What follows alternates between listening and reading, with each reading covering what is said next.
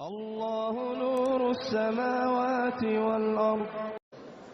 ومما يذكر في الآثار في التنبيه على هذا المعنى أن مطرف ابن عبد الله بن الشخير رحمه الله تعالى، وهو من علماء التابعين، رأى رجلا عليه حلة أو بردة يختال في مشيته، فقال له رحمه الله تعالى، قال: يا عبد الله، هذه مشية من يبغضهم الله، هذه مشية من يبغضهم الله.